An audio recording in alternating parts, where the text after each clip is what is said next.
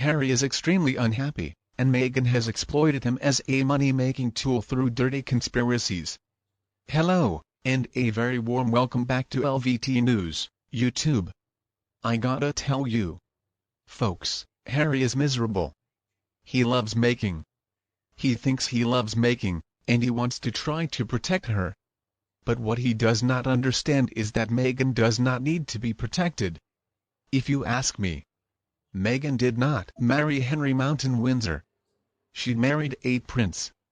That's all that she really cared about. And that was always her plan from the time she was a little girl. And having these invisible children was just a convenient way of cementing that favorable connection. Meghan has no motherly instincts whatsoever. And as much as it pains me to say it, she's an absolute fraud. Now, in her, Harry thought he found a strong woman, somebody like his mother. Somebody he could finally love and keep. But what did Meghan find in Harry? While she found a very weak and damaged person that she could exploit, and she has done it perfectly. Hasn't she? He is not allowed to smoke. What Meghan wants, Meghan gets suddenly. He's a veteran. He doesn't talk to his brother anymore.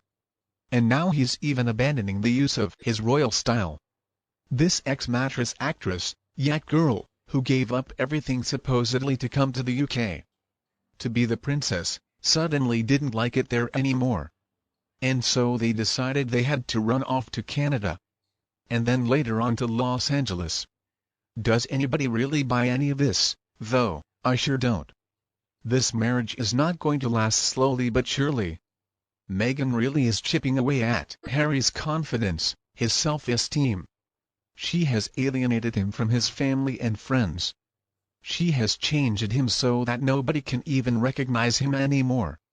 And when he is no longer useful to her, while she's going to abandon him, it's sad what she's done. She has exploited an already damaged man. And I think that if Diana were still living, she would have Meghan Markle's guts for garters. It's amazing how many people are endorsing bullying right now. Harry's miserable because he and Meghan have been bullied, supposedly, and people think that they should just smile and take the abuse. But inside, Harry is clearly breaking down.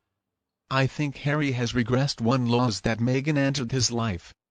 I think he's still not over the death of his mother. He saw how anxious his mother was. He witnessed her nervous breakdown behind Kensington Palace gates because of her treatment by the UK tabloids when he was only 12 years old. And he did have to walk behind her coffin. And I don't think he will ever get over that.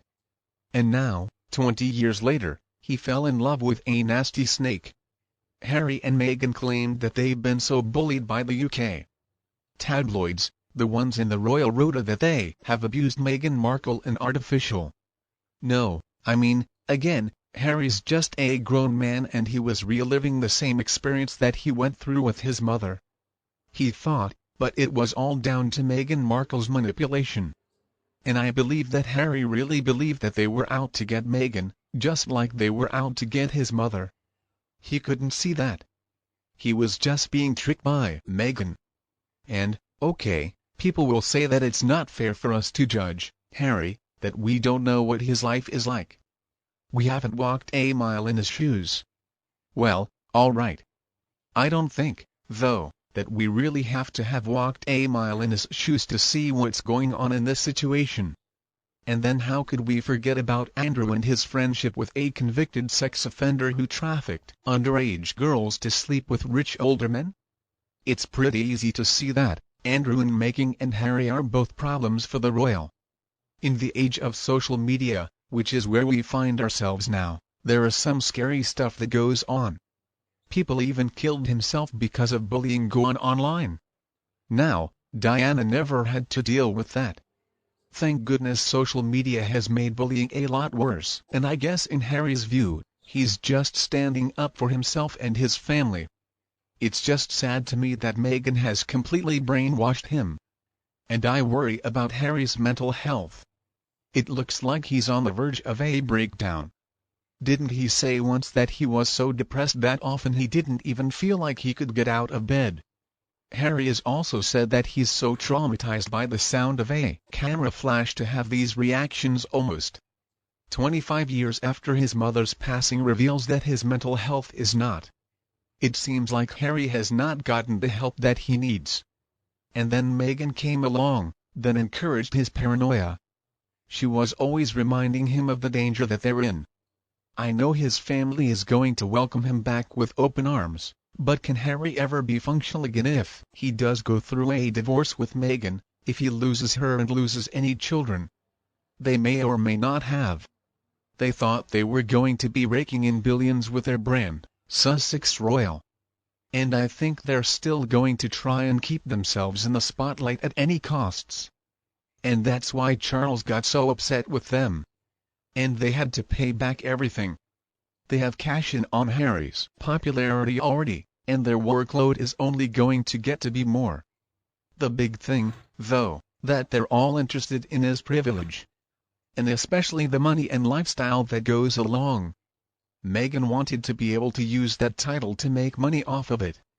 She didn't marry Harry for any other reason than to try to raise her status. This transition makes a lot of sense when you view it in this context. And maybe Meghan could have lasted a little longer in the UK if she hadn't gotten such negative publicity. There are many people who do not like her and think that she's fake, and they're correct. If the media is so harmful, why did Harry and Meghan hire an LA PR company over a year ago, entertainment PR? Companies have no experience with managing royals. Much less the firm Meghan has manipulated this from the very beginning.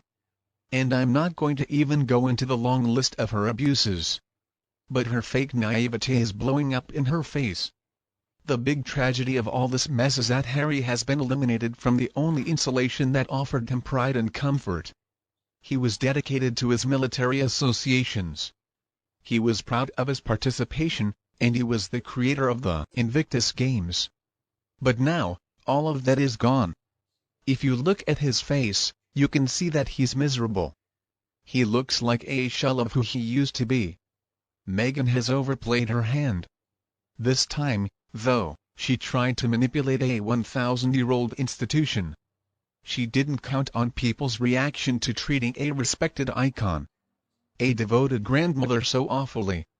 She has insulted Harry's family, the whole Commonwealth. And by the way, people in the US, too. Now, maybe Meghan's going to have some success in the entertainment industry for a short time. Hollywood may still eat up any association to royalty because we do respect people like the Kardashians, Britney Spears and Charlie Sheen and people like that.